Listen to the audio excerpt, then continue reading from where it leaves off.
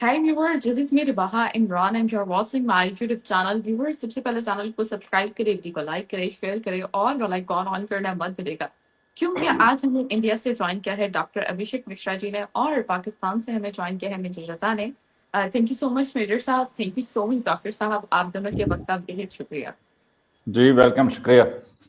Doctor साहब का तो स्पेशली शुक्रिया कि उनकी तबीयत खराब होने के बावजूद उन्होंने टाइम दिया और वो आए। तो thank you Riba ji, anything for you and major साहब। नहीं डॉक्टर साहब, आपके नाम के साथ तो डॉक्टर आता है, तो मतलब उम्मीद है कि आप खुद ही अपना ख्याल रख पाएंगे। अरे वो वाले डॉक्टर नहीं है भाई। हेलो, क्या हो गया? किसी को हार्ट अटैक बोला, आपने मुझे फोन कर दिया तो वो भी जेल में, हम भी जेल में। और जेल आपके लिए कौन सी नई जगह है डॉक्टर साहब? हाँ, ये बात मानता हूँ, वहां अपना सिटिंग है। ये सब बातें डाल दीजिएगा आप रिबा जी, ठीक है ना? डॉक्टर साहब, आगाज जो है आपने इतनी बिहाइंड द कैमरा आपने इतनी खूबसूरत एक कविता, एक शेर बोला था मेजर साहब के लिए, तो प्लीज आगाज वहां से करें, फिर मैं जलती पे तेल छिड़कूंगी क्योंकि टॉपिक ही गर्मा गर्म है। ठीक है, आप बताइए सर जो आपने पहले अभी बताया मेजर साहब के लिए जो एक शेर लिखा, बड़ा खूबसूरत। क्योंकि मैं बहुत स्पॉन्टेनियस होता हूँ तो कई बार अपनी बातें बोल के याद करना मुश्किल होता है, पर मेजर साहब के लिए तो कई शेर हैं।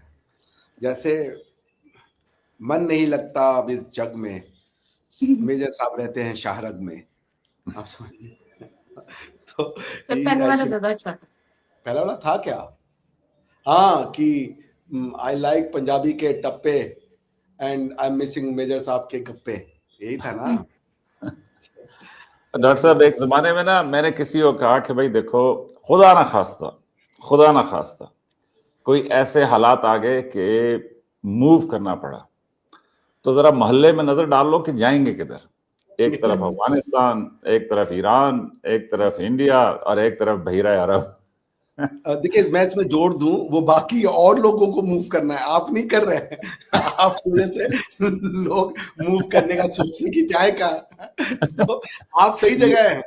ये अच्छा आपने वो क्या उसे कहते हैं लतीफ ट्विस्ट दिया है, लेकिन एक सोचने वाली बात है ना, सारों को सोचना चाहिए। तो आपके तो फिर भी ऊपर कोई रास्ते हैं, आप समझ रहे हैं मेरी बात? इधर हमारे रास्ते देखें। नहीं, आपसे बात करने के बाद मुझे काफी आशा जो है वो जगी है, काफी पुरुमीद हुआ हूं मैं कि बात समझने की है। और आई थिंक कि आप जो कहना चाहते हैं मैं उसको समझ रहा हूं कि आप उस रास्ते पे चल निकले हैं। बस ठीक है, सब बढ़िया हो जाएगा। It's about time. अगर 1947 हुआ तो 1997 भी होगा। Nothing is static, everything is dynamic. We evolve, we grow, that's it. Phase है। प्यार रहनी चाहिए, मोहब्बत रहना चाहिए और रिबा जी का जलता हुआ तेल रहना चाहिए। बस तो ये डालेंगे सर अभी तो इंटरनेशनली सर आपके पीछे जो है पूरी दुनिया ही पड़ी हुई है।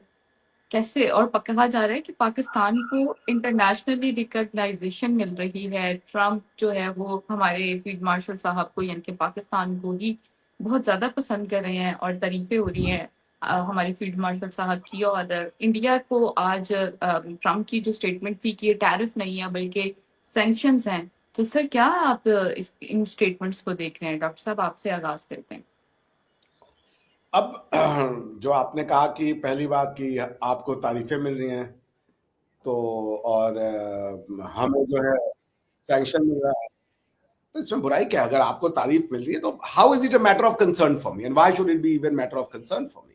आपकी तारीफ हो रही है, होनी चाहिए, अच्छी चीज है, हर व्यक्ति की तारीफ होनी चाहिए। सिर्फ तारीफ का ठेका भारतवर्ष ले ले, ये तो कतई उचित नहीं है। सो फर्स्ट एंड फॉरमोस्ट आपकी तारीफ हो, आप तारीफ के लायक कार्य करें, इसमें हमारी भलाई है, तो आपकी तारीफ हो रही है। I hope for all the good purposes. आप एक देश है, जैसे बहुत से देश हैं, उसमें आप भी एक देश है। आप अच्छे काम करें, अच्छे लोगों देशों के साथ संबंध बनाएं, आपका अपना खुद का इंडिपेंडेंट फॉरेन पॉलिसी हो, तो how are we even concern with that? मुझे तो नहीं समझ में आता है। तो अच्छी चीज है कि आपके उसकी क्या नाम है, फेल्ड मार्शल साहब की तारीफ हो रही है। तो करें। टेंजिबल्स क्या है, क्या मिल रहा है उस तारीफ से? आपको क्या लगता है ये अमेरिका आपकी तारीफ? पहले भाई अमेरिका आपकी ही तारीफ करता रहा है, हमारी तारीफ नहीं किया है। वेस्ट ने आपको वेपन दिए थे, हमें नहीं दिए थे। आप हिस्ट्री से वाकिफ नहीं है। We were the thorn in the flesh for west. तो वेस्ट हमेशा आपके आप मेजर साहब से पूछेंगे, वो आपको बताएंगे सेटो सेंटो आपने साइन किया था, हमने नहीं किया था। पैटर्न टैंक और ये सो आप F-35 लिखो, F-35 सबको नहीं देता अमेरिका, वो बहुत चुने हुए देशों को देता है। You are one of those rare countries जिनको कि उन्होंने दिया नॉन नेटो अलाई का दर्जा है आपके पास, अगर उन्होंने रिवोक नहीं किया है। तो आपके संबंध डिटोरिएट हो रहे थे बिकॉज जो आपने 9/11 में डबल फेस काम किया उनके साथ, they come to know your reality. तो ट्रम्प साहब ने आके अभी तक दिया क्या मुझे समझ में नहीं आ रहा है। सैंक्शन तो आपके ऊपर भी लगाए हैं, हमारे ऊपर प्यूनिटिव सैंक्शन लगा है, तो ठीक है हम अपने दोस्त के लिए खड़े हो गए। ऐसे 100 सैंक्शन हम लेने के लिए तैयार हो। पहली बार लग रहा है जब हमने न्यूक्लियर वो किया था एक्सप्लोजन, तब भी हमारे ऊपर सैंक्शन लगे थे। फिर क्या हुआ था, 2 साल के अंदर 123 एग्रीमेंट साइन हुआ था। If you do not know what is 123 agreement, ये 123 एग्रीमेंट जो उनका न्यूक्लियर लॉ है उसके अंदर सेक्शन 123 हुआ करता था, जिसमें यह पावर दिया गया था उस किसी भी डिस्पेंसेशन के पास कि अगर वो चाहे तो एक सैंक्शन से हट करके वो एक एक्सेप्शन क्रिएट कर सकते हैं। वो एक्सेप्शन हमें मिला। भैया वी हैव बीन, हम आप में और हम में अंतर ये कि अमेरिका का हर वो काम जो हमसे अमेरिका चाहता है कि हम ना करें, हम वो करते हैं। उसके बाद भी हमारी दोस्ती थी। अमेरिका चाहता है हम रशिया से वेपन ना लें, अमेरिका चाहता है हम रशिया से एनर्जी ना लें, अमेरिका चाहता है हम रशिया से दोस्ती ना करें। हमने वो सब किया। आप चिढ़ाने के लिए हमें भले कह लें कि अमेरिका की गोद में जा रहे हैं, बट अगर आप रियलिटी में जाएंगी और फैक्ट चेक कीजिएगा तो you were in the lap of America, we never were. हमारे संबंध डिटोरिएट क्यों हुए हैं ट्रम्प साहब से? ट्रम्प साहब कह रहे हैं रशिया से ऑयल लेना बंद कर दो, और ट्रम्प साहब कह रहे हैं कि ये रिकॉग्नाइज कर लो कि ये वॉर हमने नहीं रुकवाया है, हमने रुकवाया है, तुमने नहीं रुकवाया। हम दोनों पे लड़ गए, कौन इंडिपेंडेंट है आप डिसाइड कर ले। आप चले गए जी, thank you America, thank you Trump, thank you Israel, thank you Iran, thank you ये, थैंक यू वो। जो कंट्री साले को बनने वाली होगी तो 1997 में उसको भी आपने, 2097 में उसको भी आपने थैंक यू कह डाला था। So west is a new phenomena. Indian civilization is here for thousands and thousands years. ये आए और गए। हमने भैया बड़े बड़े एम्पायर देखे भाई, तब भी हम बचे हुए हैं। हम एशिया का वॉल बने जिसने इन सारे एम्पायर को, चाहे वो रिलीजन के नाम पे कॉलोनाइजेशन की अटेम्प्ट किया गया और चाहे वो पॉलिटिकल ऑटोनॉमी के नाम पे हम पे कॉलोनाइजेशन किया गया। We have buried every empire in the soil of India. तो हमारा उनसे कोई, ठीक है वो लगा दे, अभी 1997 में था, 1999 में सैंक्शन था। सैंक्शन कब से लगा रहा है वेस्ट हम पे?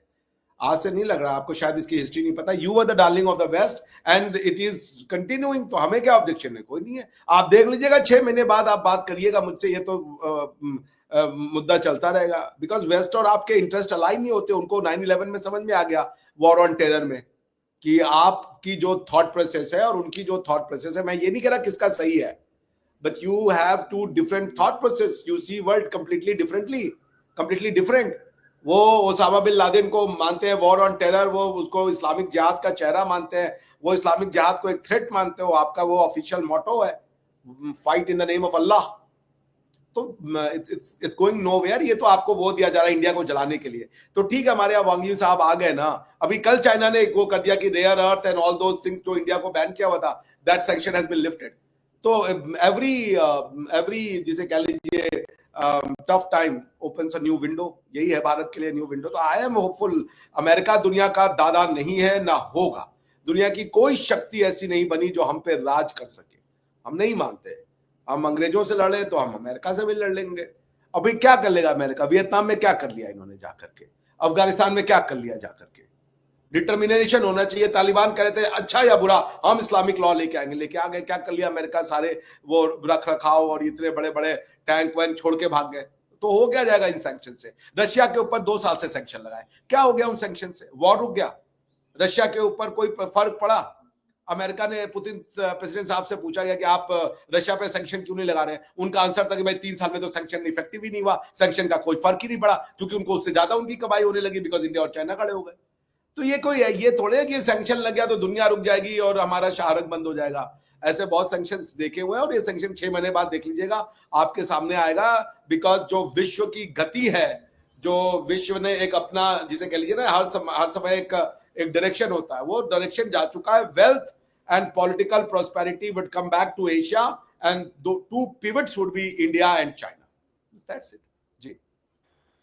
अब हम मेजर साहब की कहानी पढ़ते हैं। मेजर साहब हमारे फील्ड मार्शल साहब ने तो इस बार पाकिस्तान का जो नाम है वो तरक्की की राहों में गामजन किया। वो इस तरह के अभी हम रिसेंट इंडिया यही क्लेम करता था कि पाकिस्तान तो ना पाकिस्तान की किसी भी कंट्री के साथ नहीं बन रही, ना यूएई के साथ, ना किसी और कंट्री के साथ, और अचानक अमेरिका के साथ पाकिस्तान का रिलेशन अच्छे होना और इंडिया पर सैंक्शंस लगना। और ये टैरिफ नहीं, ये सैंक्शंस हैं, ट्रम्प का कहना है। क्या कहना चाहेंगे सर आप इसको देखते हुए, इस मूव को? अच्छा, एक तो ये है कि अमेरिका के जो सदर हैं, उनकी खूबी ये है कि वो पलक झपकते में कुछ भी कह सकते हैं। तो अगर आज सैंक्शन लगा रहे हैं, कल को वो बिल्कुल कह सकते हैं कि मेरे बेस्ट फ्रेंड जो हैं वो डॉक्टर अभिषेक मिश्रा हैं। तो उनकी ये बड़ी एक सलाहियत है। और कुछ लोग ये भी कहते हैं कि उनकी ये कुछ लोग कहते हैं कि वो गलती से ऐसा करते हैं, उनको याद नहीं रहता। और कुछ लोग ये कहते हैं कि भाई वो इंतहाई ज़हीन आदमी हैं, वो अच्छे तरीके से समझते हैं उन्होंने क्या करना है, और ये उनकी एक पोस्चरिंग होती है। पोस्चरिंग से मुराद ये है कि वो अपनी एक पोजीशन लेते हैं, आपको इतना डरा देते हैं और उसके बाद फिर वो। और कुछ लोग ये भी कहते हैं चूंकि उनका रियल स्टेट से ताल्लुक रहा है, तो ये रियल स्टेट की जिस तरह सौदेबाजी होती है कि अभी 20 करोड़ दे रहा हूं, लेने हैं लो, नहीं लेने तो बस मैं फिर कभी मैं लूंगा ही नहीं है, मैं बिल्कुल जीरो। तो वो कुछ तो बहुत सारी बातें हैं। लेकिन मेरी जितनी समझ है उसके मुताबिक जितने भी एनालिस्ट हैं, बहुत वो शायद ही उनको 2-4 लोग सुनते हो, मे बी उनके घर वाले भी ना सुनते हो, कोई एक दो सुनते हो। लेकिन मैंने ये देखा है कि जितने भी सारे पॉपुलर मीडिया जो है, मेन स्ट्रीम मीडिया जो है, उसको कभी भी नहीं पता चला कि क्या होने वाला है। वो कभी भी उनको नहीं मालूम था कि जी ये कब जंग शुरू होगी, कब जंग खत्म होगी, कब सैंक्शंस लगेंगी, कब नहीं। मिसाल ये है कि आज से अगर आप 6 महीने पहले चले जाएं, तो डॉक्टर अभिषेक मिश्रा के मुताबिक मतलब हम पागल थे, तनहा थे, दुनिया में कोई हमारा वाली वारिस नहीं था, हम जो है, और सबसे बड़ा ये था कि जी डिनाइल में भी हो। तो आज कम से कम जब वो आप उनसे सवाल कर रही हैं, तो वो जो भाषण मुझे वो देते थे, मुझे वो समझाते थे, आज वो जज्बाती, इसको मैं कहता हूं इमोशनल चूरी, कि मुझे नहीं पता इंडिया में चूरी को क्या कहते हैं, लेकिन वो जो पराठा लेके सुबह के टाइम पे उसके ऊपर देसी घी लगा के, तो वो उसको तोड़ के माएँ जो है वो उसके ऊपर चीनी वीनी डाल के या शक्कर डाल के देती थी कि बेटा ये लो चूरी खा लो। तो डॉक्टर साहब इस टाइम पे अपने इंडियन ऑडियंस को एक इमोशनल चूरी उन्होंने दी है कि क्या हुआ, मतलब दुनिया इधर से उधर चली गई, हम हजारों साल से, इसमें कोई शक नहीं है कि इंडिया हजारों साल से कायम है, इसमें कोई शक नहीं है कि वेस्टर्न सिविलाइजेशन जो है वो अभी है। लेकिन जब यही इमोशनल चूरी बतौर मुसलमान मैं इधर कहीं देने की कोशिश करता हूं, या फील्ड मार्शल आसिम मुनीर साहब देने को, फिर डॉक्टर साहब कहते हैं तुम लोग पागल हो, देखो तुम लोग समझ नहीं आती, दुनिया में रहने का एक तरीका है और ये सब कुछ। लेकिन मुझे आज बड़ी खुशी हुई कि उन्होंने बड़े जबरदस्त तरीके से एक इमोशनल चूरी दी, और उनके जो ऑडियंस हैं उनको चाहिए कि अच्छा चाय का कप पकड़ के इस चूरी को जो है ना वो सुरख सुरख के चाय के साथ इस चूरी को खाएं। लेकिन हकीकत यह है कि अमेरिका वाकई बहुत बड़ा मुल्क है। अमेरिका इतना बड़ा मुल्क है कि इंडिया ने चाइना के साथ जप्फी डाल ली है, जो कि मेरे ख्याल में कि बेहतर मूव है। इंडिया के अपने पर्सपेक्टिव में वो बेहतर मूव है। लेकिन जो ट्रंप साहब का मसला है, वैसा ही मसला इनके प्राइम मिनिस्टर साहब का भी है।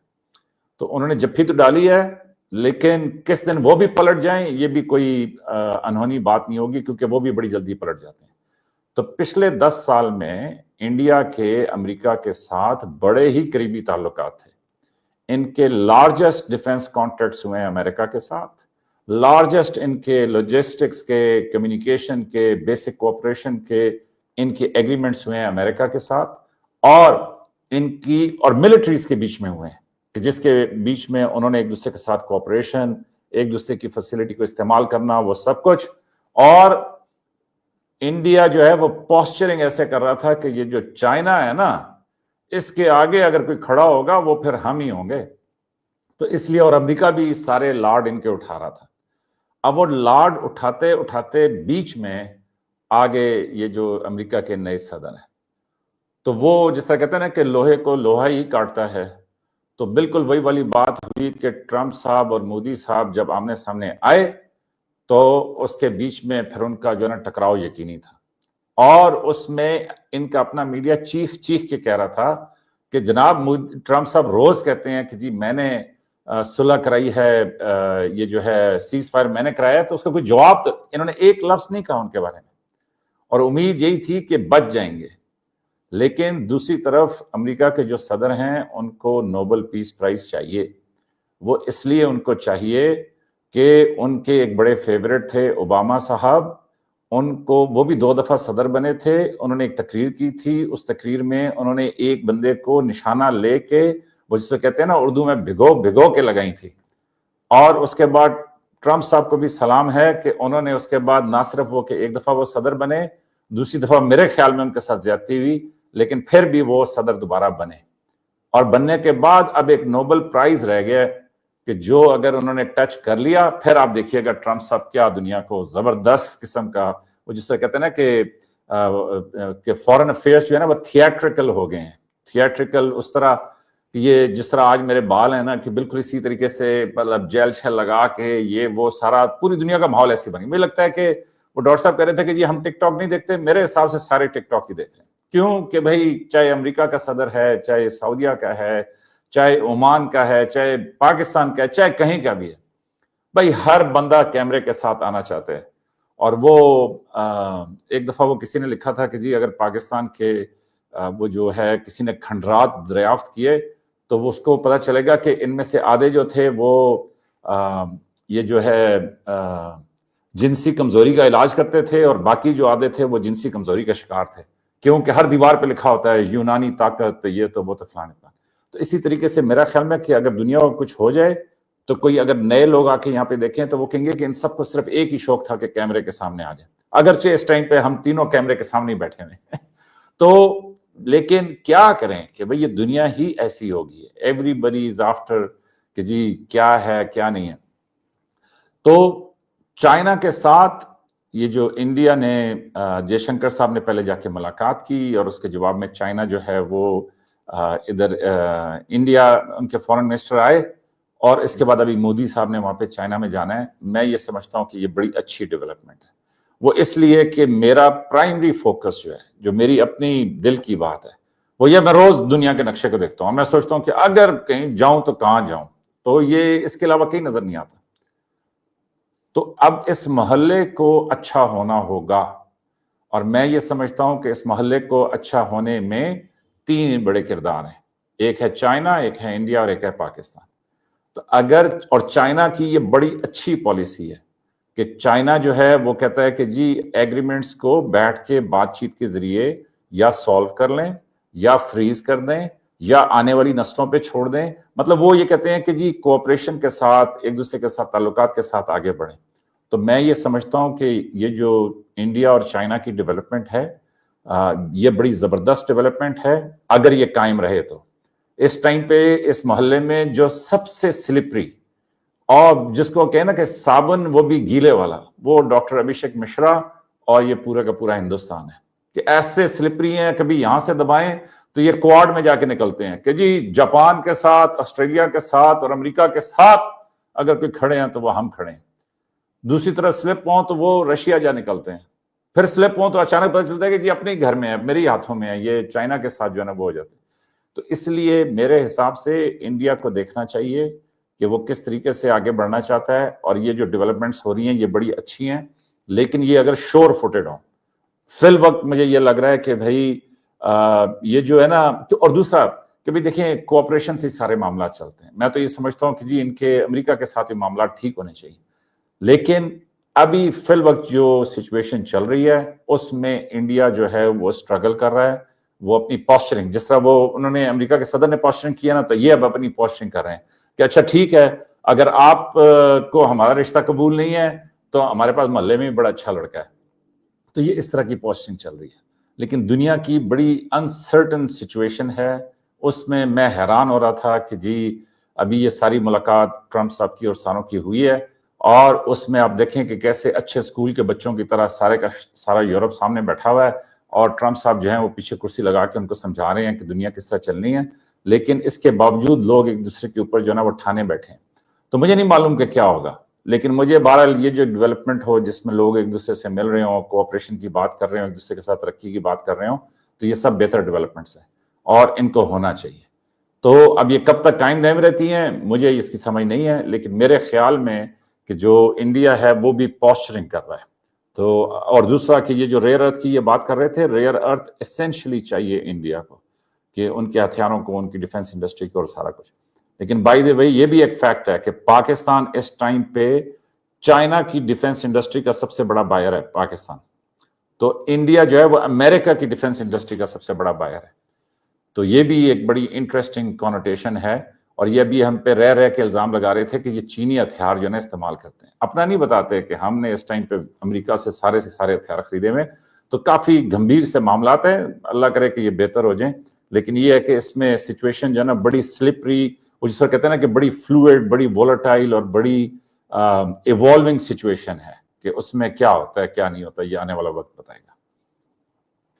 डॉक्टर साहब, मेजर साहब ने बहुत सारी बातें की और जैसे पाकिस्तान जो है वो चाइना से बहुत सारे हथियार जो है वो बाय करता है और इंडिया जो है वो यूएसए से बहुत ज्यादा हथियार जो है वो बाय करता है। अभी रिसेंट भी हमने एक न्यूज भी कवर की थी जिसपे पॉज कर दिए थे इंडिया ने कई ज्यादा जो मिसाइल सिस्टम या कोई इक्विपमेंट्स जो ले रहे थे उस पर भी उन्होंने पॉज लगाया इंडिया ने।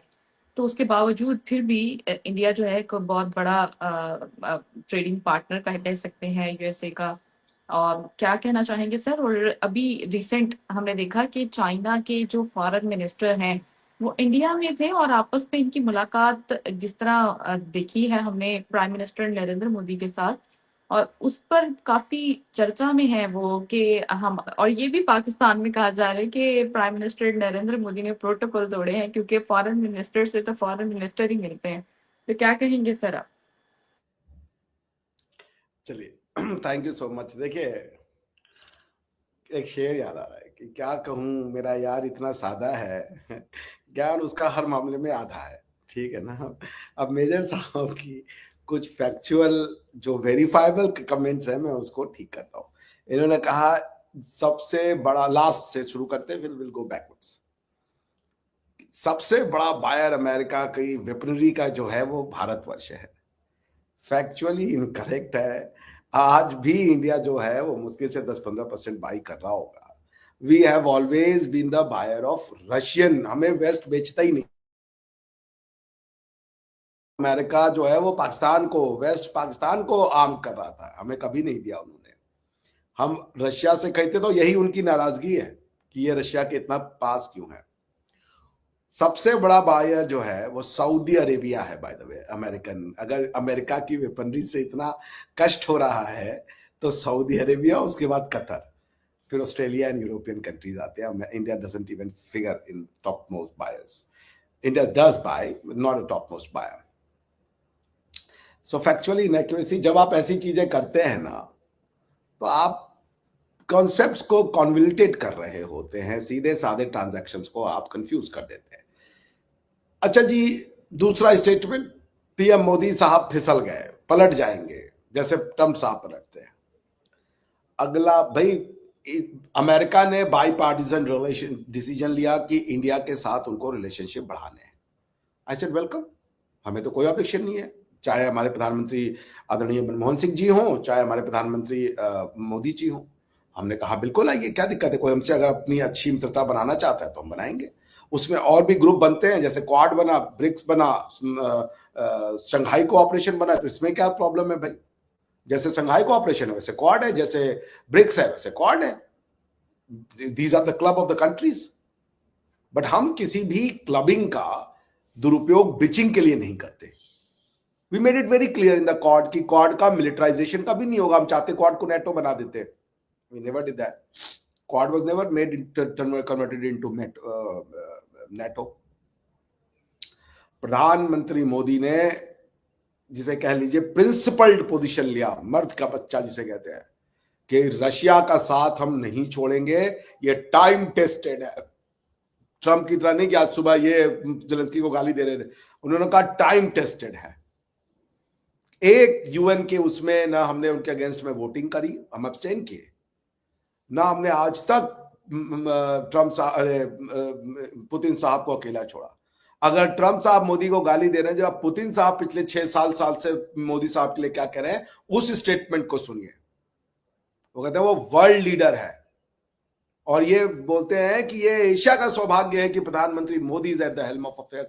अगर आप नहीं हो, ये आप वेरीफाई कर लीजिएगा प्रधानमंत्री के नेतृत्व में, बिकॉज कि जब यूरोप के लीडर मिलते हैं ना तो टेबल का डिस्टेंस 10 फुट का होता है पुतिन साहब में और उनमें।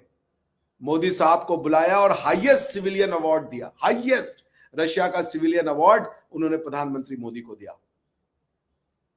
और रशियन ऑयल हमने खरीदा, आज फिर हम खरीद रहे सैंक्शंस के बाद, अगर आपको पता है कि नहीं पता है। India has basically increased its oil intake, so we have said to America, bring it on।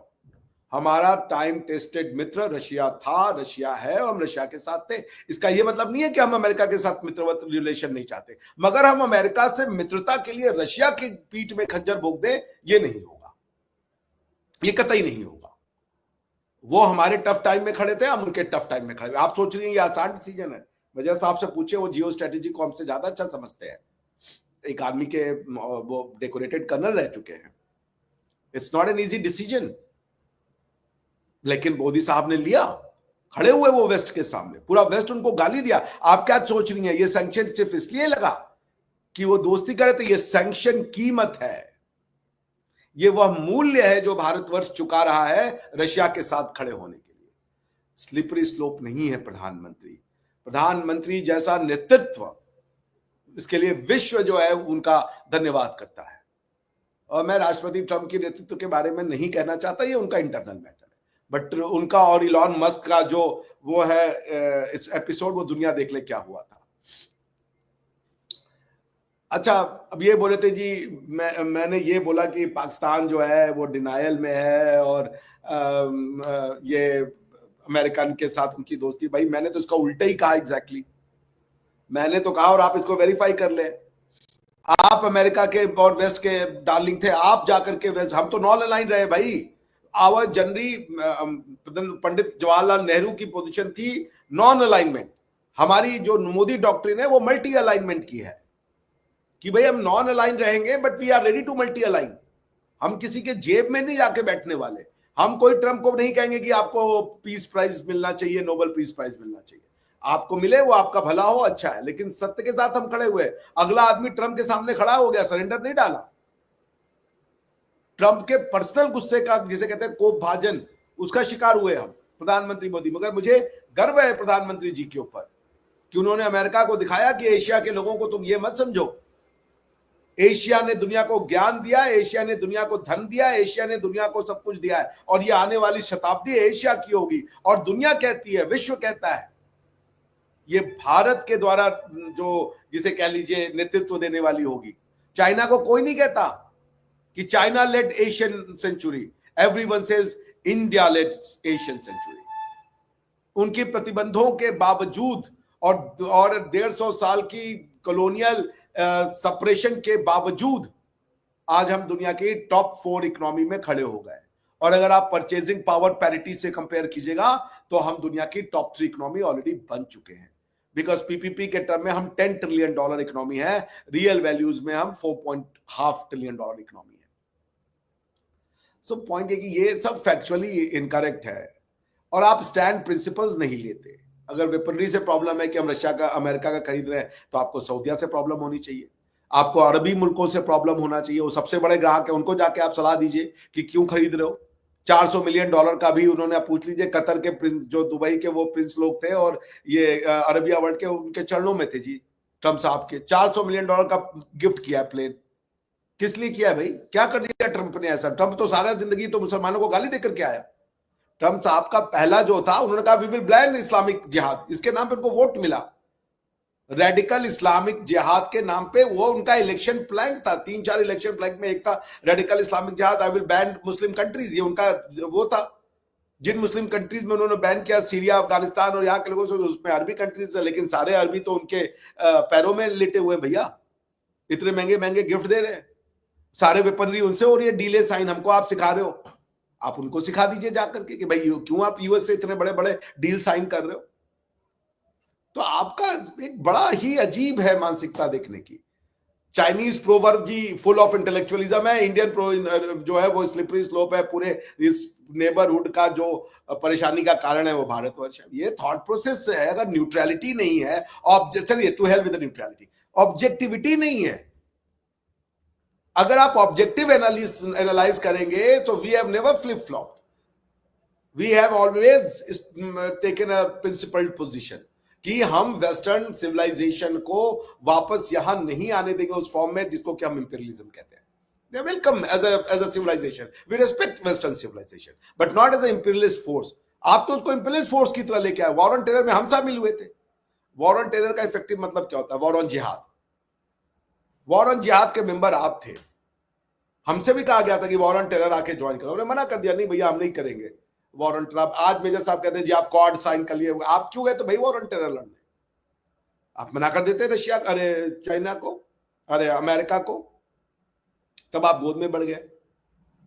So point है, कम से कम ऑब्जेक्टिव आइए। अब समय आ रहा है, फेयरली सोचिए, फेयरली क्रिटिसाइज कीजिए। We welcome criticism, we welcome wholeheartedly, we welcome criticism.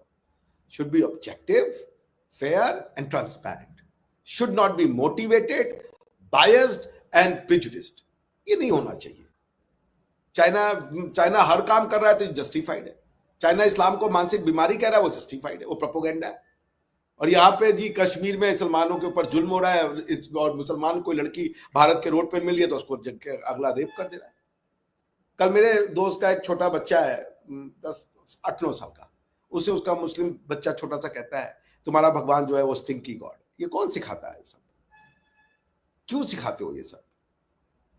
बचपन से ही ये सब डाल देना, और पता आपको कुछ नहीं है। तो please, gods are gods, civilisation are civilisation, सबको साथ लेके चलिए, ऑब्जेक्टिव बनिए। अदरवाइज ब्राउनी पॉइंट लेना है तो करिए वे फील्ड मार्शल की तरह, वॉर लड़िए, ये लड़िए, न्यूक्लियर वन बना लीजिए कि हम नहीं सुधरेंगे, हम नहीं अंदर झांकेंगे, बाकी इंडिया जी सब झांक ले, हमारे अंदर कोई कमी नहीं है। Every mistake is in India because it is India. The reason why India is at fault because it is India. ये जी हिंदू है, ठीक है, अब इसका क्या ही हम कर सकते हैं। सो ऑल आई सेड कि बी ऑब्जेक्टिव।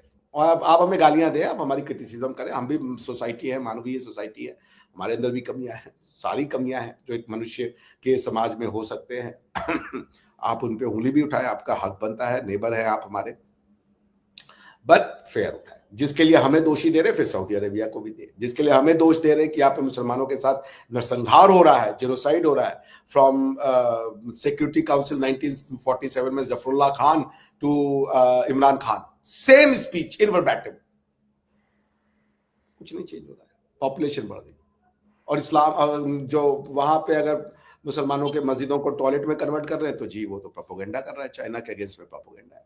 अब अगर ये आपकी है तो फिर कैसे होगा चीजें ठीक?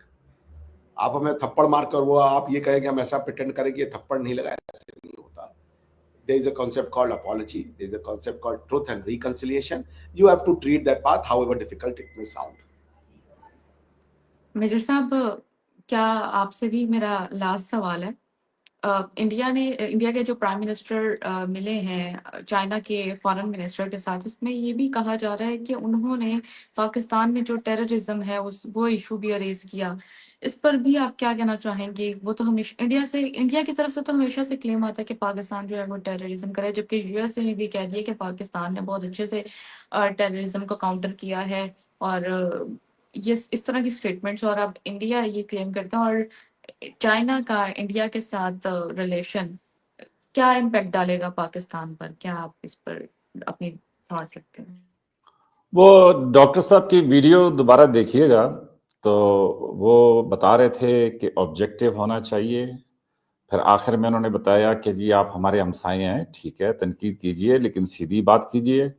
फिर उन्होंने कहा कि जी एक अपॉलॉजी होती है, फिर उन्होंने कहा कि एक ट्रुथ एंड रिकंसिलिएशन होती है, और फिर उन्होंने मुझे कहा कि जी सऊदिया को जाके क्यों नहीं समझाते, फलां को जाके क्यों नहीं समझाते, क्यों? अब सऊदिया उनके साथ क्या मेरा ताल्लुक ये बनाते हैं, ये मेरा वही इस्लाम का ताल्लुक बनाते हैं ना, और मुझे क्या ये वो कहते हैं कि तुम मुझे हिंदू बना देते हो। मेरी पूरी कन्वर्सेशन में मुझे बता दीजिएगा मैंने कहां पे हिंदू की बात की? मैंने कोई हिंदू की बात नहीं की। लेकिन पहले मुझे मुसलमान बनाया, फिर मेरे पे डाल दिया कि तुम हिंदू की बात कर रहे थे, और उसके बाद कहा कि एक अपॉलॉजी करो। अच्छा, आप ना मेजर साहब का तो एक मिनट लूंगा। मेजर साहब ने बोला था एज अ मुसलमान मैं बोल रहा हूँ, ये आज मैं बोल रहा हूँ, ये प्रोग्राम देखिएगा, बस ठीक इतना है, ही बोल रहा हूँ, आज के प्रोग्राम में है। तो एज ठीक है, मैं भी देख लूंगा, आप भी देख लीजिएगा, लेकिन उसमें मैंने क्या हिंदू की बात की? मेरा नहीं ख्याल कि मैंने की। अब डॉक्टर साहब ने कहा कि जी फैक्ट्स को मैं सही करता हूं। फैक्ट्स को सीधा कीजिए डॉक्टर साहब, देखिए कि पिछले 10 साल में, ज्यादा दूर ना जाइए, मैं तो कहता हूं पिछली बातों को भूल जाएं, करीब माजी करीब में देखें कि 2008 में, 9 में, 10 में इंडिया अमेरिका से क्या ले रहा था हथियारों की सूरत में, और आज 20 अरब डॉलर, 20 बिलियन डॉलर्स की डिफेंस परचेज इंडिया और यूएस के बीच में है। C-130 ले रहे हैं, हरकुलिस ले रहे हैं, अपाची ले रहे हैं, शिनूक ले रहे हैं, हार्पर ले रहे हैं, फिर हविट्जर्स ले रहे हैं, फिर बोट्स ले रहे हैं। और ये सारा किस लिए कर रहे थे कि जी क्वाड में जरा बैठने के लिए कोई अच्छी जगह मिल जाए, सीट मिल जाए, हम भी कहें कि जी हमारे पीछे भी कोई गोला बारूद है। और क्वाड में आपने क्यों गए जी? क्वाड किसके लिए बना है? किसको सेट करने के लिए और कंटेन करने के लिए बना है? नहीं मालूम, भाई चेक कर लें। तो मेरे अपने पॉइंट ऑफ व्यू से वो वो ये आप कह सकते हैं कि ये ऐसे ना पक्के होके बैठे रहे कि जनाब जो आप कहेंगे उसी तरीके से, और आखिरी टाइम पे आके इन्होंने थोड़ा सा अपना। लेकिन मेरी अपनी समझ के मुताबिक मैं ये समझता हूं कि देखिए जी, पाकिस्तान ने जो कुछ किया, ये कह रहे हैं, सही कह रहे हैं कि पाकिस्तान सीटो सेंटो, उसके बाद ये वॉर एंड टेरर और इन सारी चीजों के अंदर शामिल रहा, लेकिन पाकिस्तान की अपनी एक कॉनोटेशन थी, पाकिस्तान उसके ऊपर चल रहा था, और उसमें किसी ने उसको अपॉर्चुनिटी के तौर पे देखा, किसी ने उसको देखा कि जी अमेरिका हमारे साथ है तो हम जो है ये हिंदुस्तान से बचे रहेंगे, मतलब वो सारी चीजें थी। और क्यों ना करता पाकिस्तान? पाकिस्तान का बंटवारा कर दिया हिंदुस्तान ने, बांग्लादेश और पाकिस्तान को अलहदा करके। तो वो तो यार देखें, ऑब्जेक्टिव बात करें, वो इतने लोग आ गए थे, रोटी का मसला पड़ गया था, चूरी थोड़ी पड़ गई थी, फिर वो बंगाल के वजीर आला ने गांधी साहिबा से कहा, तो वो इंदिरा गांधी ने कहा कि मानिक शाह उठो जाओ इसको सेट करो, और वो जनाब हो गया। अब वो कैसे मुक्ति बानी बनी, कैसे वो ट्रेनिंग हुई, कैसे वो सारी वॉर क्रिएट हुई, कैसे वहां पे वो सारा जुल्म हुआ, सब कुछ हुआ, वो कोई जिक्र ही नहीं है। तो पाकिस्तान का बनता था कि वो अपने हिफाजत के लिए, अपनी सर्वाइवल के लिए, अपनी सारी चीजों के लिए, ये भी रिबाहा एक चेक कर लें कि इन्होंने तो कहा ना कि 1947 से लेके अभी तक इमरान खान तक ये रुक गए, हालांकि अभी शहबाज शरीफ हैं, लेकिन शहबाज शरीफ तक वर्बटम एक ही तकरीर है। तो ये भी देख लीजिए कि कब जाके इन्होंने मानना शुरू किया कि ठीक है जी हम मान गए, पाकिस्तान बन गया, अब आप भी आगे चलिए, हम भी आगे चलते हैं। बहुत अरसा आप चेक करें, ये एक स्टेट ऑफ डिनाइल जो मुझे कहते हैं, हिंदुस्तान स्टेट ऑफ डिनाइल में था कि ये कैसे, ये चलेगा ही नहीं, ये बन ही नहीं सकता, इसका वजूद ही ठीक नहीं है। They were not ready to recognise the existence of Pakistan. तो ये सही कहते हैं कि जी हिंदुस्तान बहुत पुराना, हजारों साल की तारीख और वो सब कुछ, यस वो मैं मानता हूं, लेकिन उसमें मैं भी क्लेमेंट हूं। मैं भी, वो जो कहते हैं ना कि जी वो जो हेरिडिटरी लिस्ट है या इनहेरिटेंस क्लेम मेरा भी है। हाँ, मैं उसके बाद प्लस पे चला गया हूं ना कि मैं पाकिस्तानी बन गया, लेकिन वो उस सारे का हम भी तो वारिस हैं ना जी। अगर वो एशिया में इंडिया की ग्लोरी और वो सब कुछ था, वो हम भी तो थे। और उस दिन डॉक्टर साहब फिर उस सवाल पे फंस गए ना, जब मैंने कहा कि पहला मुगल मैंने मान लिया कि भाई वो ऑक्युपायर था, उसने आके कब्जा कर लिया ये वो, लेकिन उसके जो बच्चे पैदा हुए वो तो लीगली इंडियन थे, मतलब वो तो हिंदुस्तानी थे। आप कैसे कह सकते हैं कि वो हिंदुस्तानी नहीं थे? और वो जिस तरह सर हिला रहे हैं, यहीं पे डिफरेंस ऑफ ओपिनियन कायम होता है कि ये सिर्फ हिंदू को हिंदुस्तानी मानने के लिए तैयार है, किसी मुसलमान को हिंदुस्तानी मानने के लिए तैयार नहीं है। और यही फंडामेंटल है कि जिसके ऊपर इंडिया फंसा हुआ है, और यही फंडामेंटल है कि जो पाकिस्तान इंडिया को समझाने की कोशिश कर रहा है। और इसी फंडामेंटल के ऊपर ये कहते हैं कि जनाब दो कौमी नजरिया, ये वो सब कुछ छोड़ दो। तो कभी डिबेट करें ना, सोचें, अमेरिका में रिबाहा आज आप जाएंगी, आप जो है अमेरिका की सदर नहीं बन सकती, क्योंकि आप बॉर्न अमेरिकन नहीं है। लेकिन आपके बच्चे अमेरिका में पैदा हो गए तो वो अमेरिका के सदर बन सकते हैं। वो इसलिए कि भाई वो बॉर्न इन अमेरिका हैं, they are native to America now. तो ये फिर कैनोटेशन आप कैसे कर सकते हैं कि जी हिंदुस्तान में जो मुगलों के बच्चे पैदा हुए वो जो है वो हिंदुस्तानी नहीं थे। और मजे की बात यह है कि उनकी बीवियां जो थी वो कोई सेंट्रल एशिया से नहीं लेके आए थे, वो तो हिंदुस्तान में थी। और उनमें से कई हिंदुस्तानी लड़कियों के बच्चे थे कि जो है ना बाद में बादशाह बने। तो मेरी जो कॉनोटेशन है वो ये है कि इंडिया पाकिस्तान दोनों इसी खित्ते के अंदर इसी के हिस्सेदार हैं, और उसमें अगर चाइना और इंडिया आपस में, या इंडिया चाइना से बात करे या चाइना इंडिया से बात करे, मैं तो इसको बहुत अच्छा समझता हूं। और मैं ये समझता हूं कि उनके बातचीत करने से पाकिस्तान के लिए भी स्पेस पैदा होगी। और जो पाकिस्तान है वो भी तो ये देखे ना, ये तो बड़ा अपनी दोस्ती को जितवा रहे हैं कि जनाब हमारी रशिया के साथ नहीं है, और ये खड़े हो जाते हैं हम, और आपकी तरह मतलब बेवफा दोस्त नहीं है। पाकिस्तान चाइना का वफादार दोस्त है या नहीं है? कौन सी जगह थी कि जहां पे पाकिस्तान चाइना के साथ नहीं खड़ा हुआ, और कौन सी जगह थी कि जहां पे चाइना पाकिस्तान के साथ नहीं खड़ा हुआ? अच्छा, ये रिवाज ना कर देंगी तो बचेंगी? नहीं, वो किधर बचेगी? रिवाज इस टाइम पे मेरा ख्याल में कि सबसे पावरफुल है। तो मेरी समझ के मुताबिक कुछ ऐसी जगह होती हैं। हाँ, ये मैं दुरुस्त मानता हूं कि पहले मैंने खुद डॉक्टर साहब को कहा था कि मैं ये जो आप लॉर्ड जाके यारियां लगा रहे हैं ना वेस्ट के अंदर और ये उधर, ये आपके काम नहीं आएंगी। तो पता नहीं इनके कोई डायरेक्ट लिंक है मोदी साहब के साथ, वटेवर, शायद इन्होंने मेरा मशवरा पहुंचाया हो, तो उसकी बाद कोई थोड़ी सी तबीयत में फर्क आया है। और ये अच्छी बात है कि जो इनमें सुनने की समझने की सलाहियत है।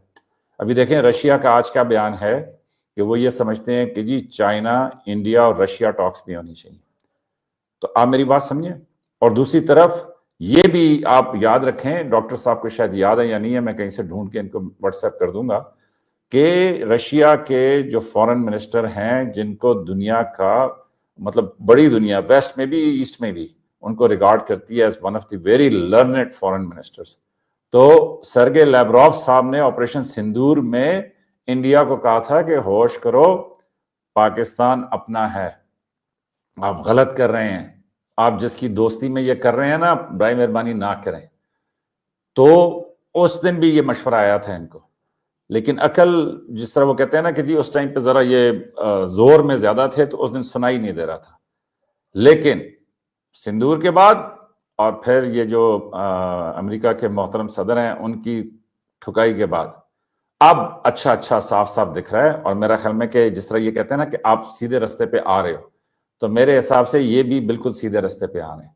तो अगर ऐसे चली दुनिया कि जिसमें रूस, चाइना, इंडिया, पाकिस्तान, इन लोगों ने अगर संभाल लिया, तो मेरे ख्याल में कि ये दुनिया, लेकिन अभी भी बहुत दूर है वो मंजिल। वो इसलिए कि इन दोनों मुल्कों के जो अवाम है वहां तक मतलब सारी की सारी जो तरक्की है या सारी की सारी जो लोगों की वो है वो पहुंचनी चाहिए।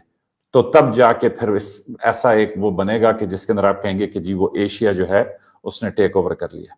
तो ये भी सच है। अगले दिन डॉक्टर साहब कह रहे थे कि जी वो पाकिस्तान में कहां तेल है, तो अब डॉक्टर साहब को रेयर अर्थ का तो पता चल गया है, तो इनको कुछ दिनों में पता चलेगा कि रेयर अर्थ भी बहुत सारे पाकिस्तान के पास हैं। और पाकिस्तान के पास एक बड़ा खित्ता है कि जहां पे बहुत अच्छा ऑयल पाकिस्तान में मौजूद है।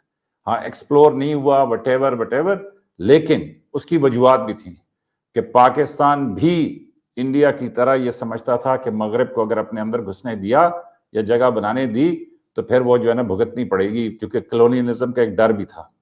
ये भी स्टोरी शायद आपने सुनी हो कि जी ये सिंगापुर की जो बंदरगाह थी ये कराची वो बनाना चाहते थे, क्योंकि आइडियली हम वेल लोकेटेड थे कराची के पॉइंट ऑफ व्यू से। और ये जो शिप ब्रेकिंग और शिप रैकेज जिससे सारा आज सिंगापुर दुनिया का अमीर तरीन मुल्क है, वो कराची में वो बनाना चाहते थे।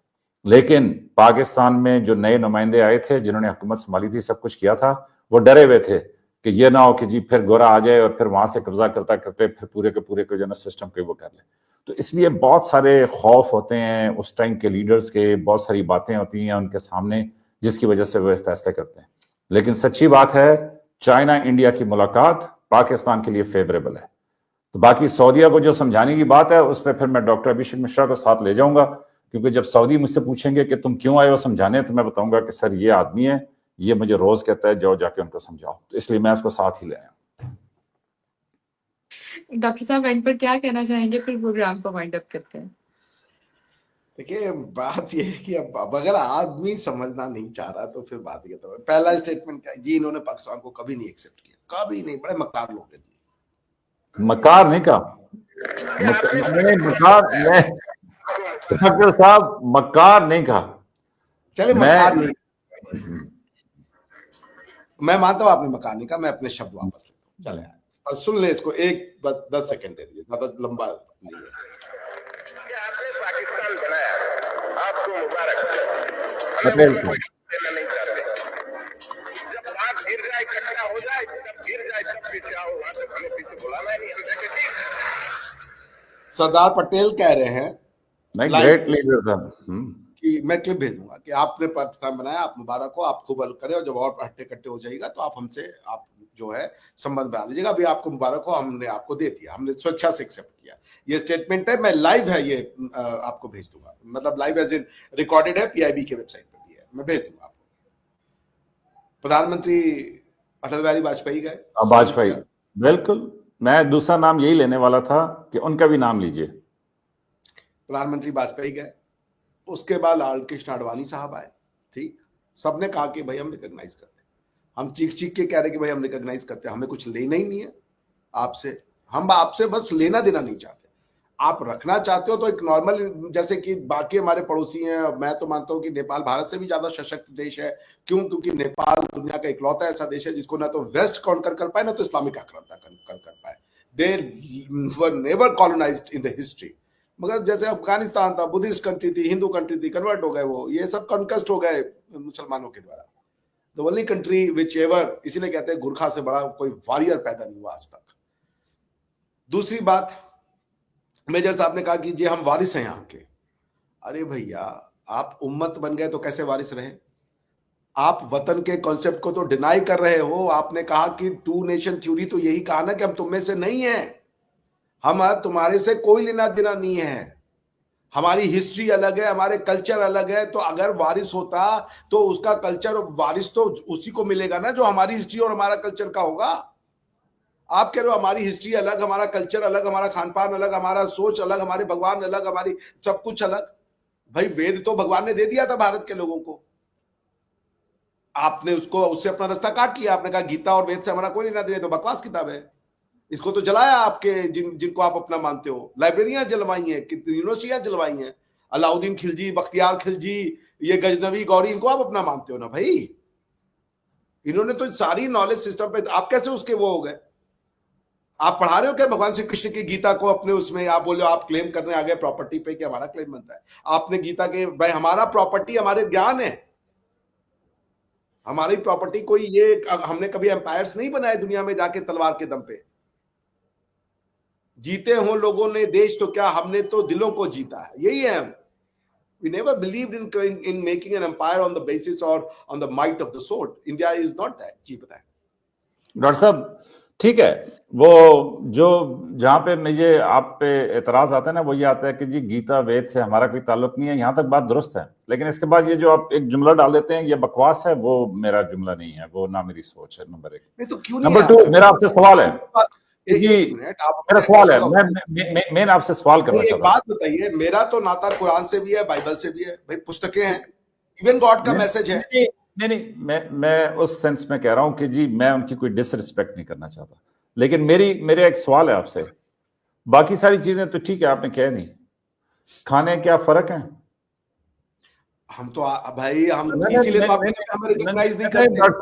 डॉक्टर साहब रेबाहा, आप नाम लेती जाएं, जो गोलगप्पे, ये जो क्या कहते हैं इसको, ये आप खाती है ना, आप नाम लेती जाएं और डॉक्टर साहब से पूछती जाएं कि कौन सी वहां पे है। अरे बाबा, तो ये हमने कहा कि आप हमसे अलग हैं।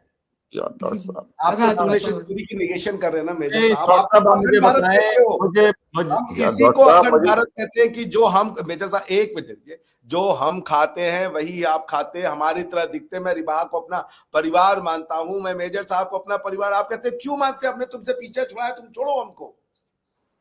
ये आपके लोगों का वो है। अब अभी मैं आपको सुनाऊं, एक बुरे बुजुर्ग सज्जन पाकिस्तान में बैठ के बोले, हमने ये ज्ञान के लिए नहीं बनाया, हमने ये वो रिलीजन मोहम्मदी के लिए बनाया ये पाकिस्तान, हमने सच बोलने के लिए नहीं बनाया। ये आपके बहुत बड़े स्कॉलर है, मैं उनको भी आपको बोलेंगे तो मैं सुन रहा था। वो आपकी जो लिस्ट ऑफ बड़े स्कॉलर्स है, वो सारे वो हलचल वाले हैं ना, मैं अब उनका क्या करूं? आप बुलाते उनको स्टेट गेस्ट है, उनको आप जो है निकला है ना वही हलचल वाले निकल है ना। नहीं अभी हलचल वाले वहाँ नहीं है। देखे ना, हमजादों पे जो कि अल्लाह के दीन के नाम पे मुल्क बना के और आइन की रट लगाते हैं, और ये इस फ्रीडम ऑफ स्पीच हमजादों, क्या ये मुल्क फ्रीडम ऑफ स्पीच और डेमोक्रेसी और तुम्हारे जो है अदलिया के लिए बनाया गया था या दीन मोहम्मद के लिए बनाया गया था? ठीक है, हमजादों पे जो कि अल्लाह के दीन के नाम पे ये हरामजादे हैं देखें, वो, किसको बोले मुझे नहीं ये पता, मुझे ही बोल रहा है। ये एडमिरल रिटायर्ड हैं, आप ही ये के है ना।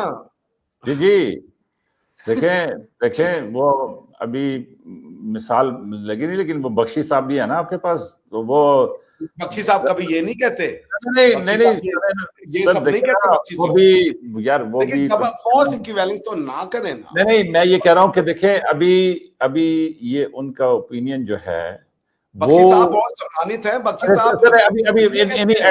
एडमिरल साहब पे रहें कि जो एडमिरल साहब हैं वो जो अपनी बातचीत कर रहे हैं वो अपना एक नुक्ता नजर दे रहे हैं, और वो उसके ऊपर कह रहे हैं कि जी फ्रीडम ऑफ स्पीच, डेमोक्रेसी। देखें ना, वो तो डेमोक्रेसी को भी नहीं मान, तो ठीक है, एक बंदे के अपना इंडिविजुअल ओपिनियन है, वो कहते हैं जी वो तो सही कह रहे हैं ना नहीं आप। नहीं, मैं ये कह रहा हूं कि इस तरह अगर मैं आपके चुन चुन के लोगों के लाके बयानात दूं तो दीजिए, वो तो इससे बहुत ज्यादा सख्त है। नहीं आप दीजिए, मैं सुनना चाहूंगा कि हमारे आर्मी के जो पोजीशंस पे हैं, हमारे जो मिनिस्टर्स हैं, वो इस तरीके का बयान दे रहे हो। नहीं तो आर्मी के समझिए इधर उसको। पाकिस्तान में सैकड़ों, आप देखिए, आप कंपेयर करें, आप बोलेंगे कि हम इनको हमारे यहाँ से बयान जाएगा, हम पाकिस्तान की ईंट से ईंट बजा देंगे। मैं एक सवाल आपसे पूछता हूँ, मगर वो अगर आपके फाउंडेशनल प्रिंसिपल को, वो आपके कॉन्स्टिट्यूशनल प्रिंसिपल को चेंज कर रहे हैं। नहीं हराम नहीं सालो नहीं, कॉन्स्टिट्यूशन क्या होती है? हमारा तो दीन मोहम्मद, हमारा कुरानी कॉन्स्टिट्यूशन है। तो डॉक्टर यही कह साहब, रहे जो हैं। दीन मोहम्मद है, मेरी समझ के मुताबिक उसमें बराबरी है, उसमें वो कह रहे हैं freedom of speech. Freedom of speech क्या है कि आप खलीफा से पूछें कि जनाब ये दूसरा नहीं, मैं कुर्बान है, बताता हूँ फ्रीडम ऑफ स्पीच, सुन लीजिए मेजर साहब, सुन लीजिए फ्रीडम ऑफ स्पीच। और इसीलिए पीपल से that I am rare, even मेरे जर्मन प्रोफेसर ने, डार्विन ने एक थ्योरी दी, उसका नाम है इवोल्यूशन। उसने कहा ये जो हाथ हैं ये बेसिकली हाथ नहीं थे, ये पैर थे, और because of our survival of the fittest and adaptation to the जो नेचर था, हम धीरे धीरे धीरे 4 पैर से 2 पैर और 2 हाथ हो गए। This theory is in direct contradiction with the theory of creation, क्योंकि अल्लाह कहता है या गॉड कहता है कि मैंने अपने हाथों से तुम्हें बनाया, तुम्हारे हाथ पैर बनाए। चूंकि अल्लाह के खुद के हाथ हैं, तो हाथ जो है वो क्रिएशन में एक पार्ट है, चूंकि वो मानवीय तरीके से एक्सप्लेन कर रहा है। जब चार्ल्स डार्विन ने इसको लिखा, उसके हाथ पांव ठंडे हो गए, उसने कहा मेरी दशा तो गैलीलियो जैसी हो जाएगी। उसने कहा मैं नहीं पब्लिश करना चाहता अपनी theory of evolution, because theory of evolution is a contradiction and opposition and antithetical to the theory of creation. अच्छा, सर जी 52 मिनट का प्रोग्राम हो गया, बल्कि 53 मिनट का। तो इस प्रोग्राम को हम, ये बहस कभी खत्म नहीं हो सकती है। और नहीं, ये बहस खत्म होगी जिस दिन आपने सिर्फ और सिर्फ ये कहा कि हम सच के पाथ पे चलेंगे, सब बहस खत्म हो जाएगी। ये बाहर, ये जो आखिरी एक जुमला बोलता हूँ उसके बाद चलते हैं, और मैं भी आप लोगों को पसंद आए। वो फौज में हम थे ना, तो जब कैंट से बाहर निकलते थे ना गाड़ियां, तो वो उसको कॉन्वॉय कहते थे, मिलिट्री कॉन्वॉय के, सारी गाड़ियां इकट्ठी बाहर निकलती थी। तो वो कैंट के बिल्कुल बाहर एक दरख्त था पुराना सा, तो हर साल जब गाड़ियां निकलती थी तो एक गाड़ी उसमें जाके लगती थी। तो वो जो जनरल साहब थे ना, वो पूछते थे कि वो गाड़ी कोई लगी है या नहीं लगी, तो वो बार बार पूछते रहते थे। तो फिर एकदम से एक बंदा आके बताता था कि सर वो बड़ी माजरत, बड़ी कोशिश की, लेकिन फिर वो एक गाड़ी जो है ना वो दरख्त से लगे। वो कहते हैं फिर नॉर्मल है, इसका मतलब है कि सब ठीक रहेगा, क्योंकि अगर गाड़ी ना लगी तो तब मसला है। तो इसलिए अगर ये नेवर एंडिंग बहस जारी है तो अच्छी बात है, जिस दिन ये रुक गई तो फिर मसला है। यहां मैं सहमत हूं, थैंक यू सो मच। बहस जरूरी है, यहां मैं सहमत हूं, बिकॉज इसी से रास्ता निकलेगा। Right, I agree with sir, Thank you so enjoy much. Your evening, lovely to meet you guys. और Thank मैं you so much. इसी I इसी wish don that one day physically we will have a toast, me having orange juice and you are having whatever juice, I don't know. Sir आप So, Punjab के don लग रहे हैं आज। Sir सब allowed है, टेक केयर। जी, thank you so much viewers. Channel को सब्सक्राइब करें, वीडियो को लाइक करें, शेयर करें। नेक्स्ट प्रोग्राम तक के लिए हमें दे इजाजत। Thank you so much.